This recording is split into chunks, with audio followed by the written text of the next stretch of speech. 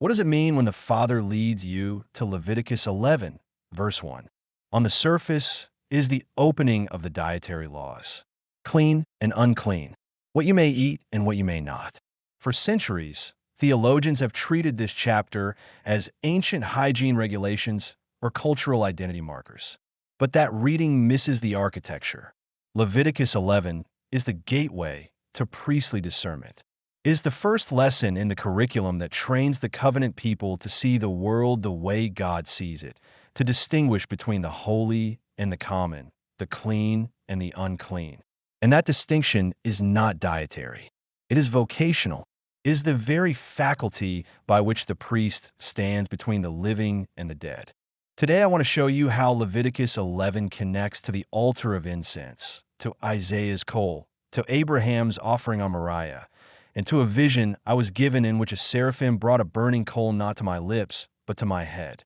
These are not separate subjects. They are one subject, and the Father brought them together in a single draw. The key to understanding Leviticus 11 is a single Hebrew verb, Badal. It means to separate, to divide, to distinguish. And it is not a new word when it appears in Leviticus. It is the oldest word in the Torah. In Genesis 1, verse 4, God saw that the light was good, and God separated the light from the darkness. Badal. In verse 6, God separated the waters above from the waters below. Badal. 5 times in the creation account, God performs the act of separation.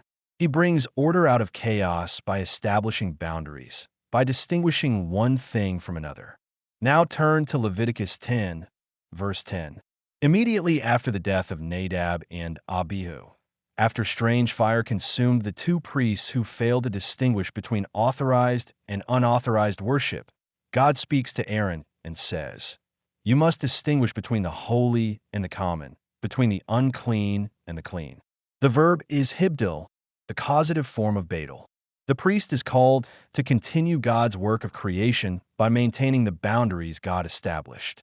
Then Leviticus 11, verse 47 closes the dietary laws with the same verb, to make a distinction between the unclean and the clean. From creation to the dinner table, the same verb governs the same reality. Now consider the altar of incense. In the tabernacle, the golden altar stood directly before the veil that separated the holy place from the most holy place. It was the threshold itself between human access and divine presence. The incense recipe in Exodus 30 was designated most holy.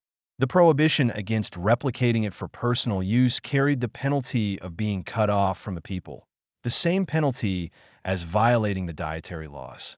The logic is identical. What belongs to God must be distinguished from what belongs to common use. The priest who approached this altar had to be sober, because Leviticus 10:9 prohibits wine before priestly service. Alcohol impairs the mind, and discernment is a function of the mind. The priest needed clarity because his task was to stand at the threshold and maintain the distinction between human space and divine space. This is the lesson of Nadab and Abihu. They brought fire from outside the authorized sacred system. The fire on the brazen altar had descended from God himself. It was maintained perpetually, never allowed to go out. And it was that fire alone that could kindle the incense. Nadab and Abihu brought strange fire, Eshzara. They could not distinguish between holy fire and common fire. The same divine fire that had consumed the sacrifice in acceptance now consumed the priests in judgment. The same fire either purifies or destroys, depending on authorization. In Isaiah 6, the prophet sees the Lord on a throne, high and lifted up.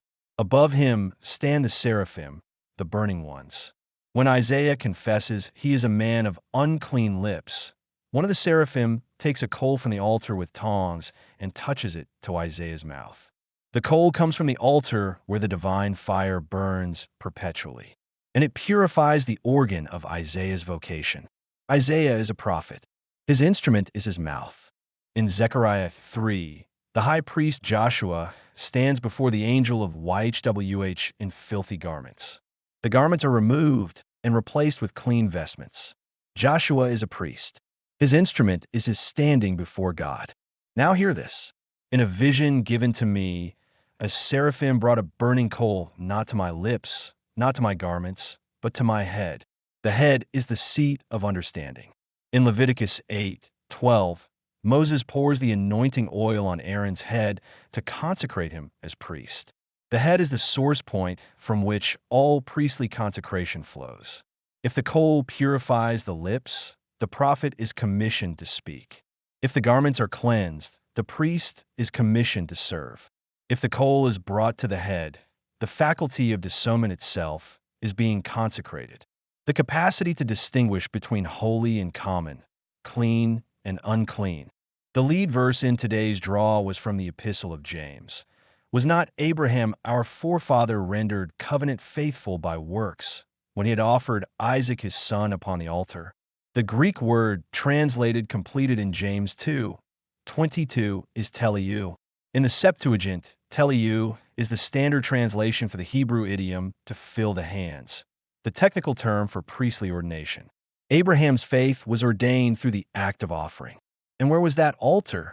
2 Chronicles 3:1 tells us Solomon built the temple on Mount Moriah, where Abraham had offered Isaac.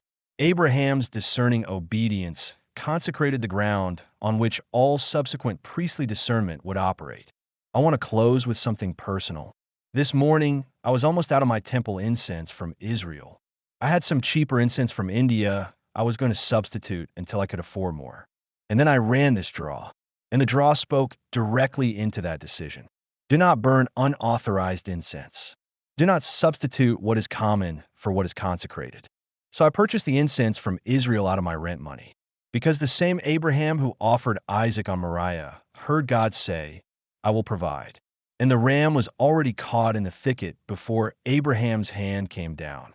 This is what Leviticus 11 teaches when the coal touches the head. Discernment is not academic.